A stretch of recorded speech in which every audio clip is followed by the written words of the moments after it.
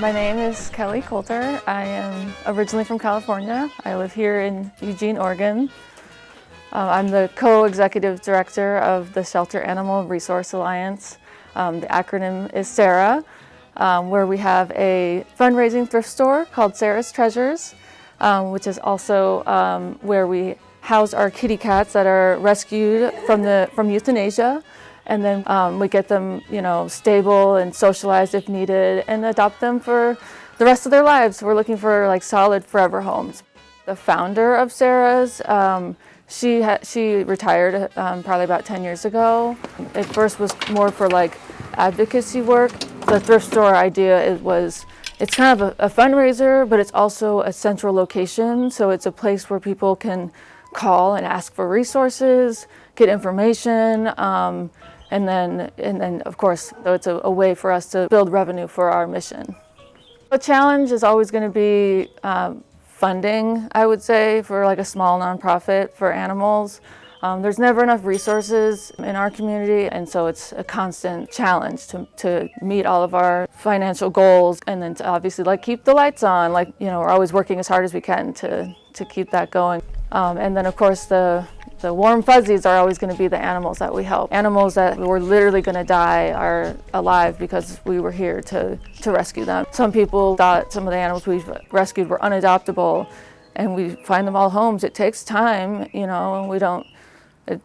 There's no time limit. So a lot of the bigger shelters want to, keep things moving, but for us, we have the luxury of, working with special needs animals and senior animals who were gonna die if we didn't step in. So, it's fun for the shoppers. A lot of people who, if they don't have animals at home and they wanna come just for an afternoon to be with the cats. But it's also for prospective adopters. Sometimes they didn't even know they wanted a cat, and then they meet this cat and they're just wanna adopt it after they fall in love with it. So it really does facilitate adoptions to do it this way. It does have its challenges.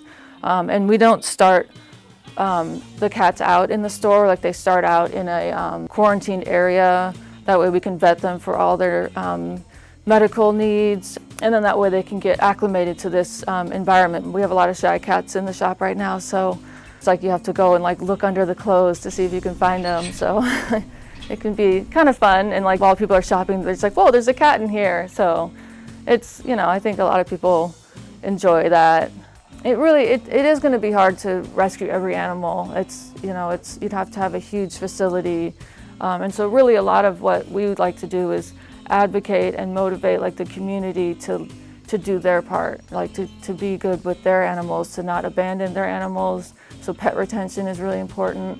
And so we provide all kinds of education and resources on if you're having an issue with your cat, try to work with your animal because you're the one that loves that animal the most. It's never a good thing to have to take an animal out of its home and put it in a shelter. That's never a good experience for anyone. And then all the shelters are full, so it's, then it's a spot taken away from an actual emergency when it's something as simple as a health issue or they can't afford to feed the animal or something. We want to try to meet them so that we can help them do that and so they can keep their animals. We have paid staff as well as volunteers. The two directors are on salary and we work full time.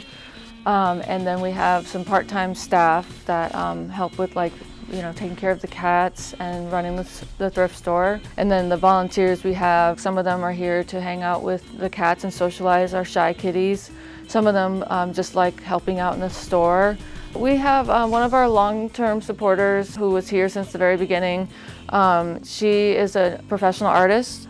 She does these pet portraits, so it's a fundraiser for us. So people, if they want to get a pet portrait, we send her the pictures, and she'll either do a painting or a pencil drawing, and they're really amazing. People really like them.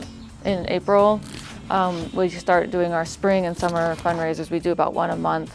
In the spring, we have plant sales, so it's a lot of plants, and that's one of our best events. And then during the summer, we do our parking lot sales. I think it's important because not only is it a good deal and you're supporting, especially for us, you're supporting a local nonprofit, and it's good to support small businesses. But then it's also an element of reusing stuff. Like obviously our society has an issue with, commercialism, and I would say that just the way that they manufacture items that aren't going to last, it's cheaper to just buy a new one rather than fix the one you have, and so there's a lot of waste in that sense. So it's good to try to buy things secondhand, because then you're not adding to this consumerism and buying more than you need. Like, you shouldn't be throwing things out if they're still good, It's really unfortunate, like a lot of the electronics or appliances, you buy them, something breaks on it, and it's just like a big thing that's just a big giant plastic thing with some electronic parts. And there's definitely electronic recycling that you can do, but it takes time, right? I mean, you have to want to care about the environment and not want to add to the landfill. Like, if you don't care about it, you're not gonna go take those extra steps. So it's great when we can sell stuff like that. There is a whole community of people who try to fix broken electronics. Like a lot of cameras, they switched from film to digital. Now there's all these hundreds of thousands of film cameras. So there's a whole network of people out there. So that's great, but it's to me it's not enough though, with how much consumerism and waste. So yeah, it gets to me. So I'm happy that I'm doing something that isn't really contributing to that as much. You have to want to be a green company and make those choices and spend more, So hopefully more people are doing that now. I feel like we're all going in the right direction.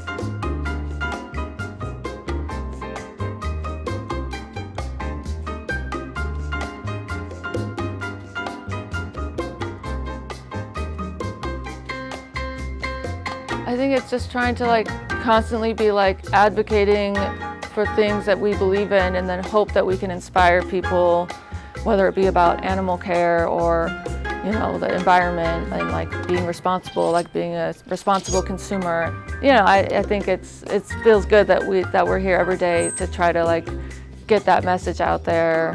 Hopefully, and they'll spread that to their friends, and everyone will do better.